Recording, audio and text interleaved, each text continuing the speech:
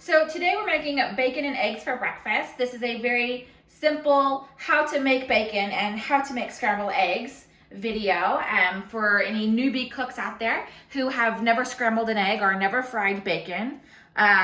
Truth be told, I knew how to scramble eggs when I was little, but I had no idea how to make bacon. And it's something that my husband and I kind of ping-ponged back and forth as we were learning how to do this. Couple of different things about the way we eat because of our dietary concerns. The kids eat regular bacon, but it's low sodium. My husband and I eat turkey bacon, which cooks very differently from regular bacon. And with the scrambled eggs, I separate out the egg whites because my husband can eat the egg whites, but the egg yolks have too much saturated fat, which is bad for his cholesterol. So you're gonna get to see a couple of tweaks to making just basic scrambled eggs and bacon. So first thing I'm going to do is I've already got my griddle and my cast iron skillet preheating on the stove. I have a very thin layer of cooking spray on the cast iron skillet for the bacon. I don't really need it, but I don't like that the first couple pieces stick, so I start with a little bit. I have a plate with some paper towels for the bacon to kind of drain on after they've been cooked. And then I have a small plate for the turkey bacon just to rest on after it's been cooked. And then I have my 2-pronged fork for turning the bacon, and I have a spatula for cooking the eggs. And James, if you'll come back over here, I'm going to start scrambling the eggs. Some people add milk to their eggs to make them fluffy. You could do that if you want to. If you do add milk to your eggs, it's just a splash, not even any measurable amount. I do my husband's first. He gets 3 egg whites and 1 whole egg. So I have an egg separator. Tap the egg a couple of times, crack it into the separator to separate out the yolk. Now there are other ways of doing this. My grandma could do it by shaking the egg back and forth in the eggshell, but I have never mastered that technique and I always break the yolk. And if you break the yolk, you gotta start all over. And sometimes doing that works. Sometimes the egg yolk doesn't want to let go of the egg white. Tap it a couple times. Get your thumbs into that crack and break it in. Shake it out. Now I'm going to use these egg yolks and the eggs for everybody else. So I'm not just throwing them away.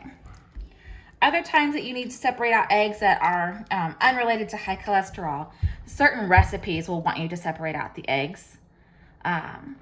White cake mix, I think, is one. Yeah, because the yolk will make it not white. It'll be yellow cake mix. That's basically the big difference. Like marshmallows, meringues, I think Divinity, certain candies and desserts will have you because you can beat the egg whites and they create this like stiff, foamy meringue, basically. When we made homemade marshmallows, we separated out the egg yolks. And that time we did just throw the yolks away because we didn't have any use for them. And actually, he gets the yolk in that one. I lost count. I was talking and not counting. Now all my other eggs are just gonna go into this bowl. And I can be a little bit more careless with these because if the yolks break, the yolks break. So I'm just cracking it one hard time and pulling it apart. That takes some practice, guys. I've been making eggs over half my life. My little one tries to do it like this, and he usually like cracks the whole egg on the side and you get egg everywhere. So you have to find the happy medium between soft taps like that don't really do anything and cracking it so hard the egg goes everywhere.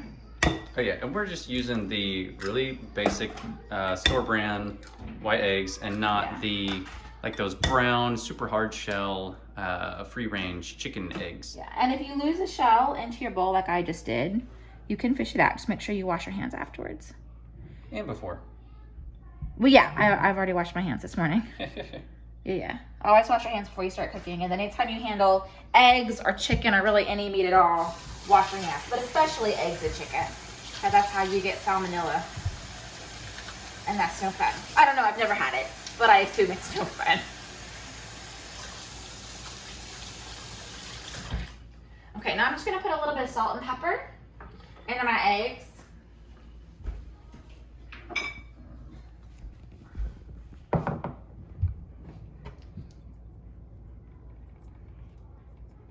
You'll notice I put more in this one with all the yolks than I do in that one.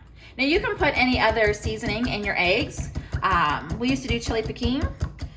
I tend to avoid it now just because my little one complains and it does get really spicy after a while. You can also do rosemary, would be really good, sprinkled into your eggs. And you can also wait to put the seasoning in until after the eggs are cooked.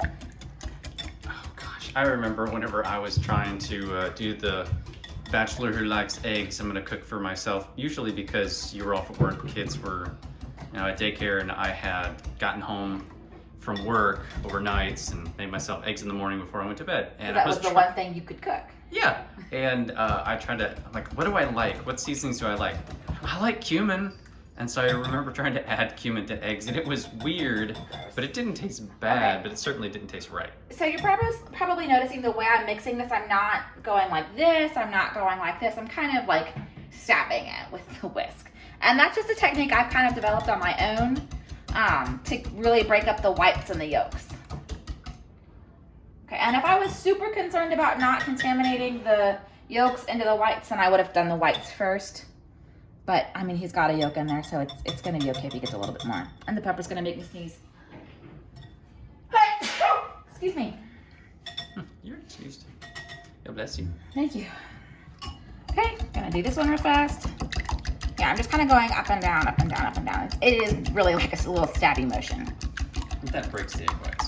Yeah, it breaks up the yolk, it breaks up the egg whites.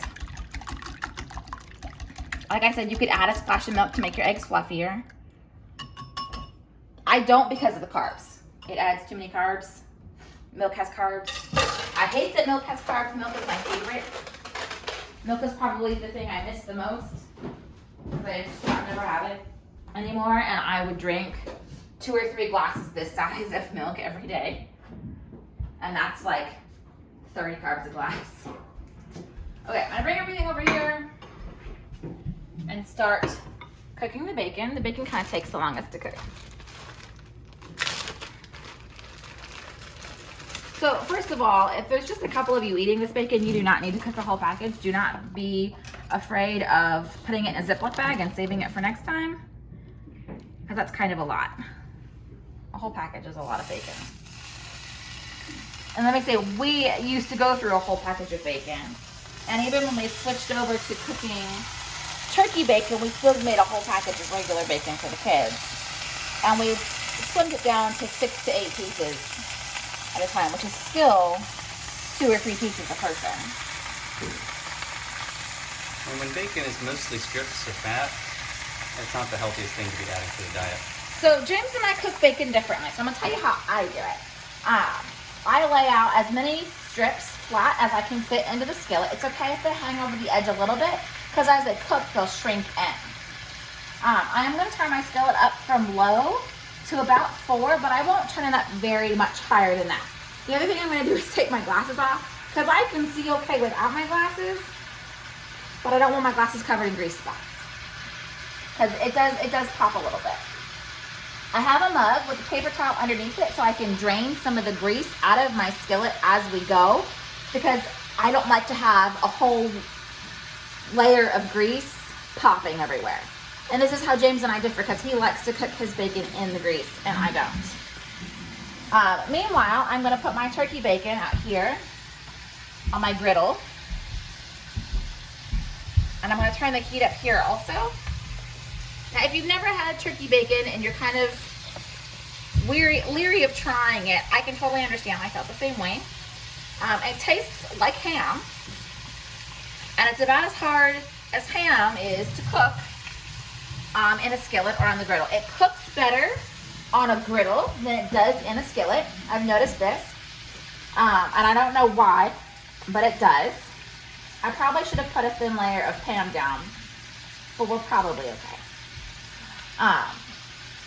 The turkey bacon, you have to kind of monitor it and turn more often, because it will burn pretty quickly. And I did turn it up to high on that back burner, and I'm going to turn it to probably about 6 on the front burner. And I'm not going to pour my eggs in yet, because if I do, it's going to seep into the bacon. And these, you can see, are starting to wrinkle and curl up. I'm going to grab my oven mitt.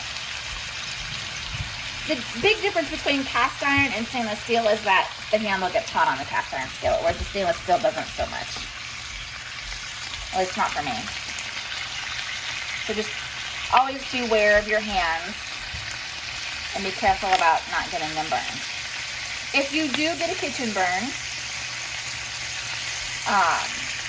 turn on the cold water in your faucet, and whatever you burned, run it under the cold water until you can no longer feel the heat from the burn. After that, dry it off by patting it. Don't rub it dry, pat it dry, and then apply some aloe or burn ointment as soon as possible. And we keep our aloe right here in the kitchen, not in the medicine cabinet in the bathroom.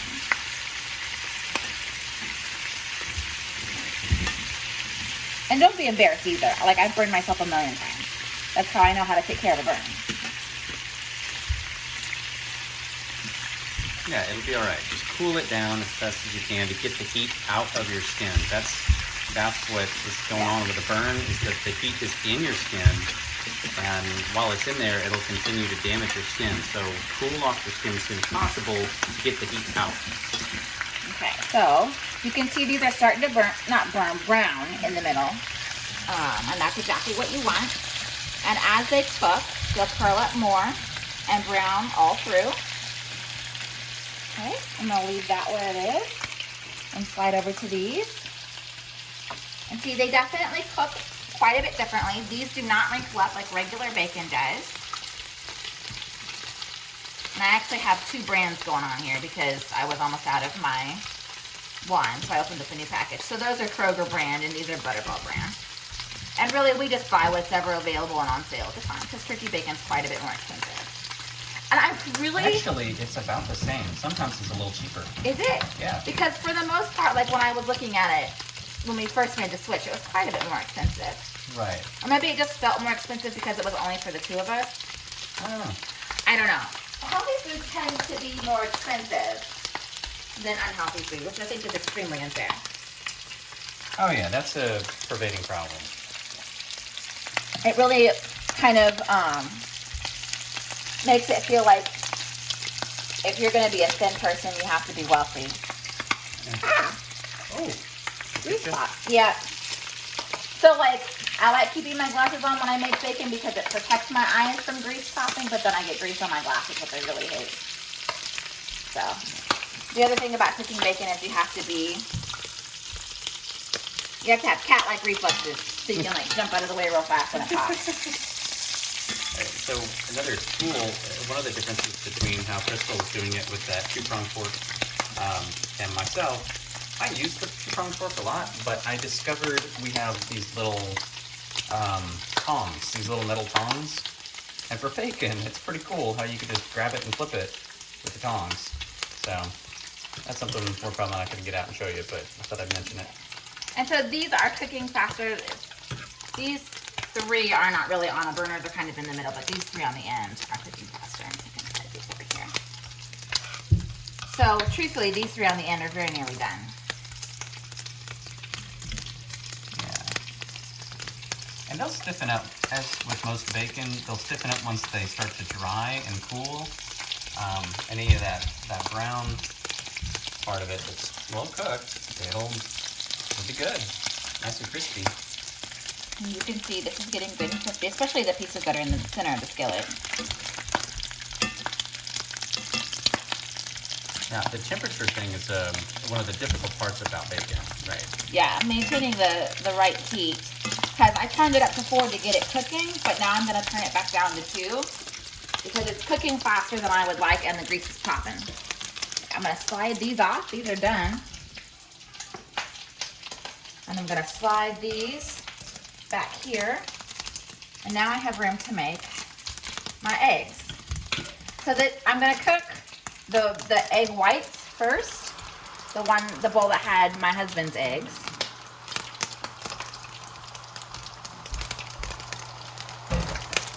And this is really kind of the nice thing about having a griddle, because I can cook more at once.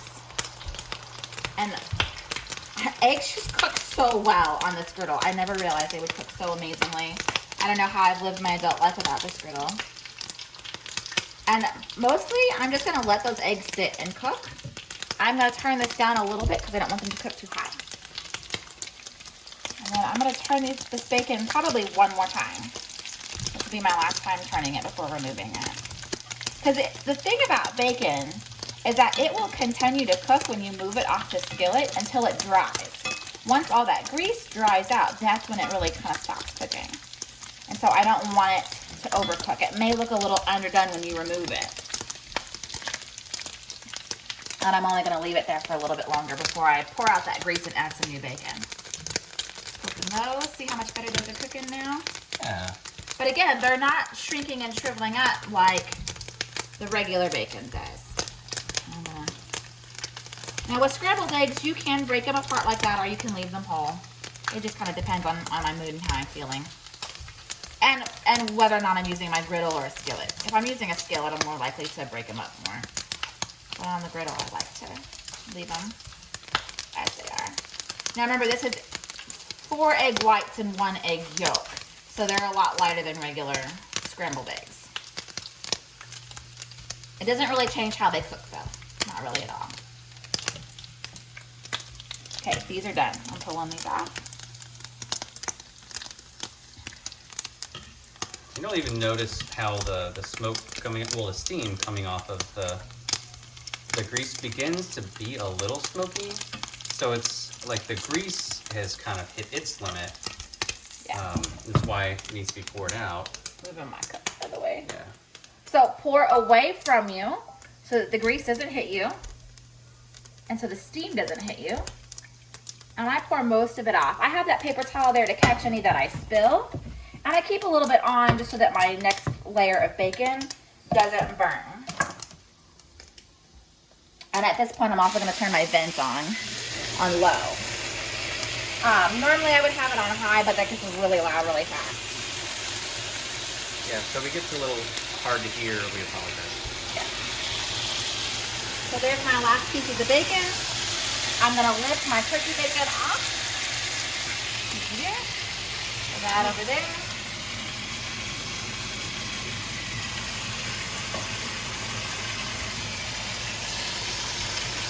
I'm going to grab my husband's plate for his eggs.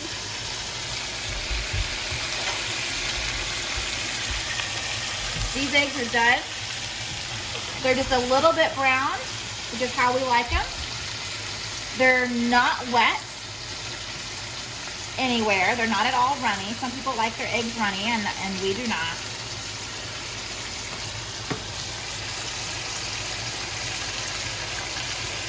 They're perfectly done. See those eggs? They look so yummy. I'm going to set them aside and put a couple paper towels over the top so they don't lose all their heat.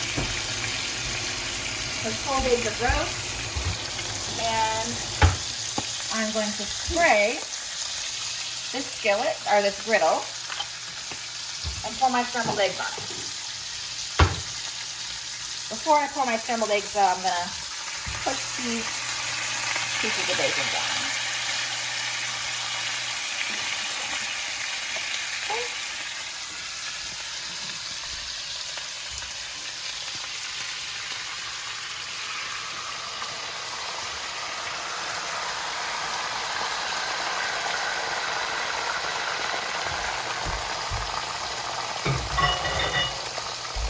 So for our family, this is about a dozen eggs plus the extra yolk from my husband's egg whites.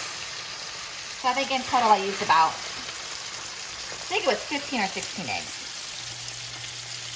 And I'm just giving it a couple of scrapes so that the liquid, the part that hasn't cooked yet, hits the griddle. And then I'm going to let it sit and cook. I've got my griddle on about medium high. And I'm going to come flip my bacon. So you can see I'm kind of going back and forth between the two. Now, if you only have the one skillet, I would cook the bacon first because it will hold its heat longer, and cold eggs are gross. And that way, you can use your bacon grease instead of Pam to cook your eggs in, and it makes your eggs a little bit more flavorful.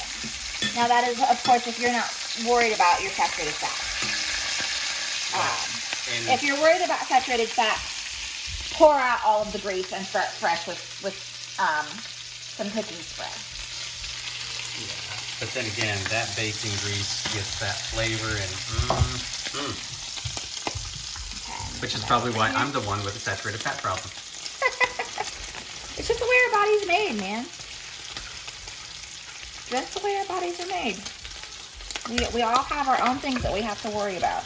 Yeah, you see the different ways that where it's the griddle's hotter on the upper side, the smaller burner, but back here it's staying liquid a little bit different where whenever the spatula moves across, only some of it's hardened. It's just the temperature. Yeah, and that's the temperature is the secret to scrambled eggs. And the sliding back and forth. And I'm kind of doing like a folding method where I push it and fold it over so that I kind of expose as much of the wet part of the eggs as possible and keep it from over browning. A little bit of brown on your eggs is good, but you don't want it over browned. Yeah, so there are pieces of that are like, okay, that's good, but we gotta roll it around, get like she said, the wet stuff in there. These are almost done. Eggs cook super fast. Especially if you have the right temperature and a fantastic griddle. Oh, yeah. This is a Pampered Chef griddle, and I got it on sale. So I think it might have $75 to $100. I can't remember. I can't remember what I paid for it. Okay, I'm gonna let that piece of bacon flip. Yeah, we're gonna flip them all. Probably this one last time. You'll notice that this batch of bacon cooked a heck of a lot faster. For two reasons. One, the cast iron skillet is good and warm from being on for so long. But two, there's less bacon in here. The first time around I cooked 5 or 6 pieces, and this time I've only got 4. And so they've got a little bit more space. So they're cooking just a little bit faster. But they're good. That's almost done. I'm going to get my bowl for my eggs because those are done. I don't want to overcook them. Am I on your way? Nope, you're fine. The tricky part is getting them all into the bowl and not spilling them all over the stove. At least that's the tricky part for me. And it's one of the reasons why with this, I tend to leave them in one piece rather than breaking them apart. Makes sense. See, I dropped a piece. They transfer over into the bowl a lot better if they're whole, and then you can break them up in the bowl. Yeah, we often use like a shallow but large serving spoon a lot of the time. Sometimes. I've been using this spatula since I got it because I really prefer it. This is my favorite egg spatula. And I'm at the same time keeping an eye on my bacon because I don't want it to overcook. So I am going to turn that burner off and toss those out. They're done. Actually, one of them's a little overdone. It's kind of black. It happens. That's the other thing about cooking that you really just need to be aware of. You're going to make mistakes. You're going to over or under cook something. Undercooking is an easier problem to fix. You just cook it for longer. Put it back on. Overcooking, you just kind of have to grin and bear it and decide how bad it is. Is it bad enough to throw it away, or is it okay enough that you can still eat it? It's really okay. You're going to make mistakes. Don't let 1 or 2 pieces of burned bacon keep you from cooking ever again. Like, it really is going to be okay. I'm going to pour out my grease one last time. And take that, please.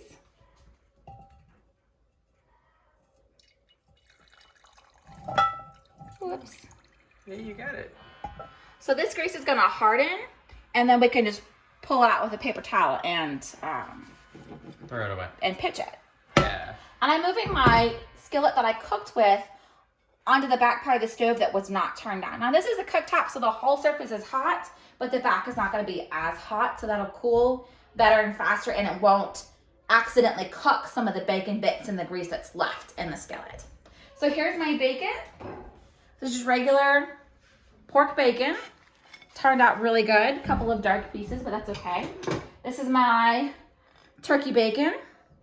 Cooks very differently, but still tastes super, super yummy. And then my scrambled eggs, which have cooked wonderfully. We're gonna have some leftover cornbread muffins with this, but you can have anything. I might actually have a cup of yogurt with it too, to kind of round everything out, so I get a little bit of different food groups.